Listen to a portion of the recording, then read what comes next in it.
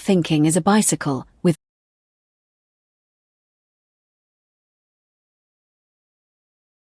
Thinking about thinking is a bicycle with cogs. Will stop all gatherings of more than 2 people in public.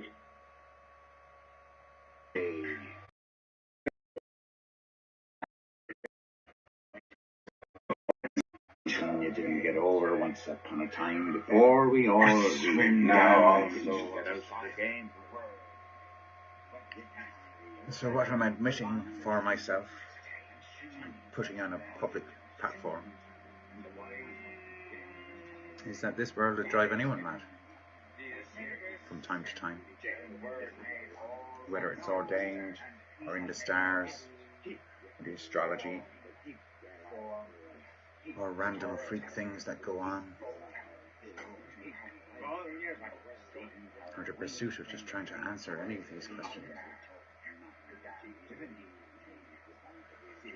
Put it simpler, drive anyone mad to try and make sense of this world and live by the sense that they make of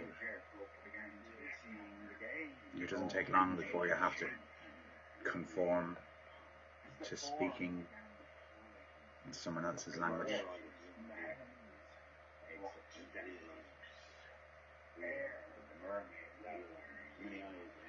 Drive you mad to try and make sense of this world.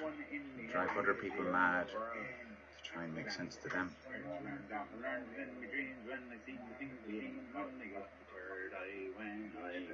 Yourselves trapped within the bar.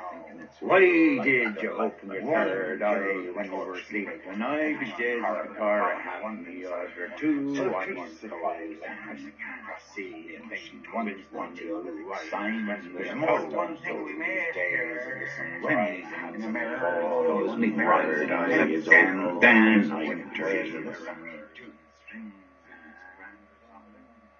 It'd be great if you could just turn down the volume on the speakers. And I suppose plenty of us have tried in every kind of way to live with reverberations and yet function in a world where people deny there are any other reverberations. The people who are trapped inside in the mind and trapped inside in a belief in body insist that they can censor other people.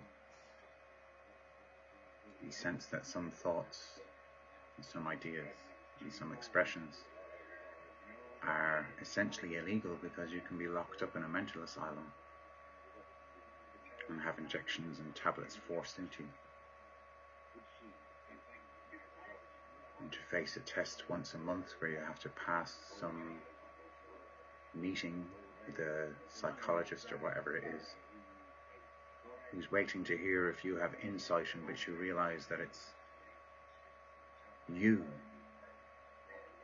who's got yourself into mental hospital because of your actions, and because you've freaked out other people, you've got yourself into a mental asylum to be drugged and locked and programmed. Now, I've never been in any of them places except to visit the many friends who do get sectioned. Orion Bay have things in common which have got them into those places that I've not yet been sectioned to, and hopefully never will.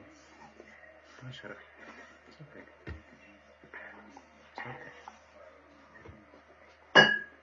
So I'm saying I want some help anyway. I want some help to make this craziness add up to something. To make films, movies, and theatre, to make books, and websites and platforms, and to make our own actual social media, for Ireland and the British Isles at least, to be a thing as easy as what Facebook is. Basically, to make a version of what Facebook represents to us that isn't run by Facebook. And all these things will take cooperation and will take funding. take trust, shared vision, and guidance. When I was going out there into the mad realms in 2003 and 4, to such a degree that people saw me up there performing enchantment, instilling powers.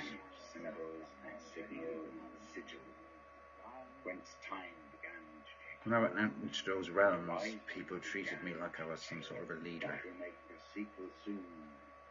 And I was fully assured in myself that nobody could follow me. And definitely nobody should try. Because where I was going was dangerous. And my downfall proved it was dangerous.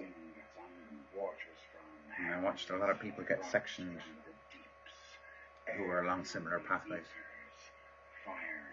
And I watched these friends slowly recovering. I witnessed some of these friends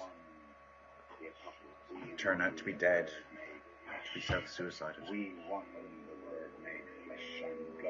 I don't have any of those problems or issues. But for the sake of all of us, I would like to make the knowledge that I have survived madness with to be processed into a way that is shareable, where I don't get overwhelmed and where the story isn't as long as my life. But I'd like to make films that are just watchable like any other film, that condense all the wonder and wildness.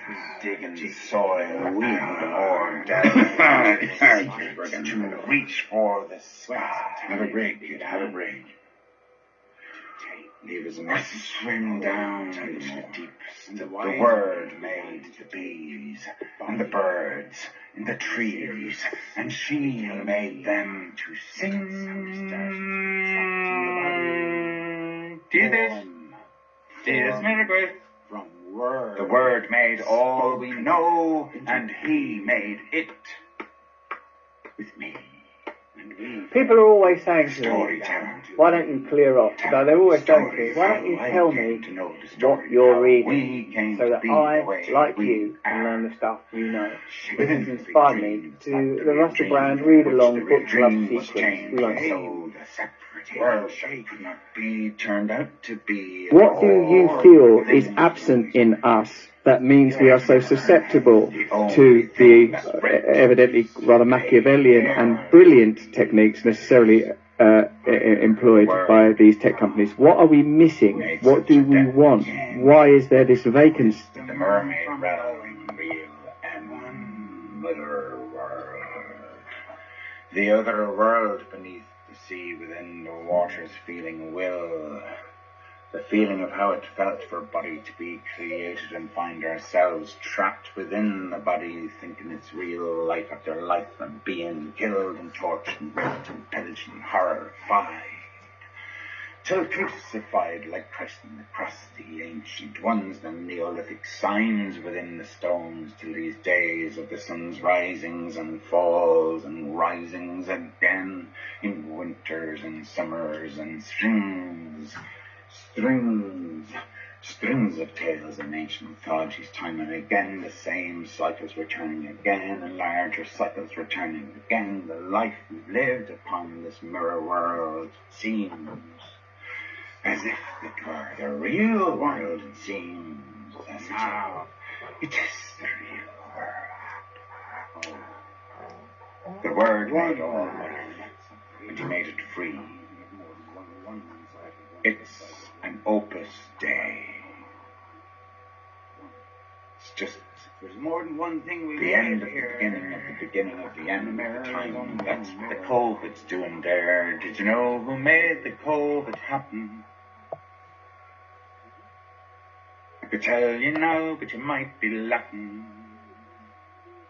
I thank you kindly for all you've been doing. So yeah, it seems like it's madness, my man. It seems like it's, I'm just one guy. A hermit, reclusive kind of guy. There's no doubt it's really serious what's going on in the world these days, with people so fearful of the future. Fearful of an invisible disease, fearful of the amount of suicides that might, people say, are likely to have to happen because this year of lockdown has been too intense.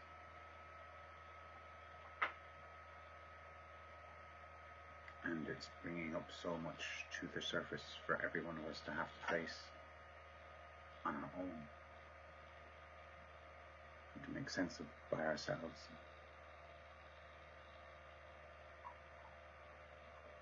And from where I've been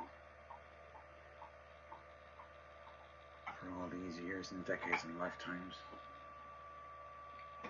I can perceive a beauty in that, in the sense of all this stuff needs reckoning, and we do have to make sense for ourselves. And trusting the government or distrusting the government or the corporations,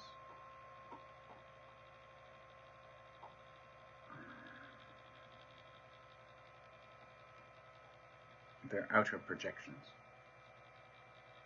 They're a distraction from being able to trust ourselves. I've never read Nietzsche. I'm not a well-read kind of guy, but I have been learning off the internet with YouTube videos from people who do read these things and who are psychologists and philosophers. And I gather what it is about Nietzsche is that he held up an extremely high ideal from which to be able to be critical.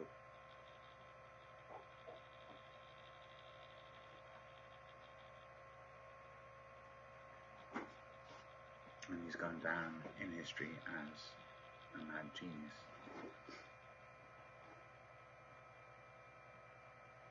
From what little I've heard about this Nietzsche guy, we do all need to become more than what we are so far.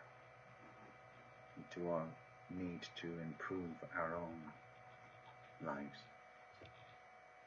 by sheer act of will and faith, and striving with what would drag us down or drag us up.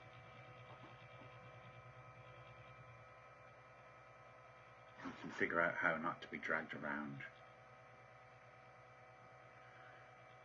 Certainly that's what I've been working on anyway, is how not to be dragged around and how to be motivated to share, like a Christ myth showed a guy who just shared. Now that myth says that 2,000 years ago and to this very day you can be crucified by the general public for not just towing the line like they do, like we do. But there is an archetype within us which says that we can stand up in truth and feel fearless and navigate our way to spend this life, invest this life energy with intelligence and heart, to pierce these veils that separate heaven from earth and free those ancestors in our subconsciousness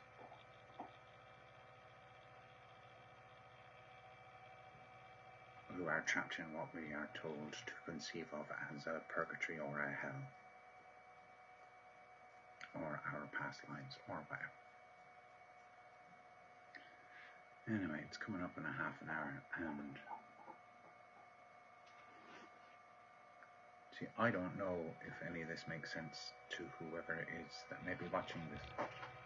I don't know how interesting it might be to be watching somebody unfurl his inner mind as if it was just a casual thing to do, nor to comment upon the most powerful driving force, energy, mythology, characteristics, kind of things that we all have inside us that we don't have a roadmap for. Certainly not collectively, or maybe we do, and that's what the Fourth Industrial Revolution and the UN and everything else that we can be terrified about right now around COVID is dragging us through the eye of a needle. Because left to our own devices, it would appear we're mostly all too scared to walk through without being dragged.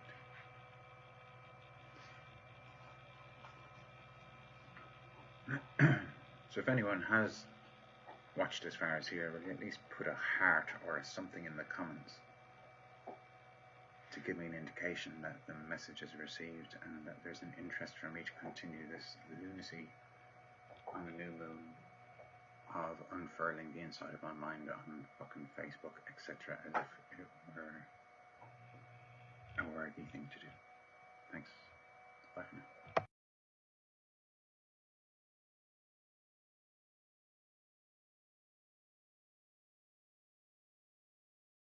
And a chain of events, a saddle to sit on, and an effort to keep going, Thinking about thinking is a bicycle, with cogs and wheels and a chain of events, a saddle to sit on, and an effort to keep going, maintaining a momentum, by sheer force of will, so as not to falter and fall off of the bike. We keep going, and try to steer, but it's difficult to stop, and totally change direction on our life path, set in motion when we were very, very young. We go through repetitive cycles, every month, a cognition in line, chain to the moon, and another cogwheel chain of events, aligned with the earth, makes a circuit with the sun. This bicycle motivates the psychological patterns along our cycle path through life. Psychopath.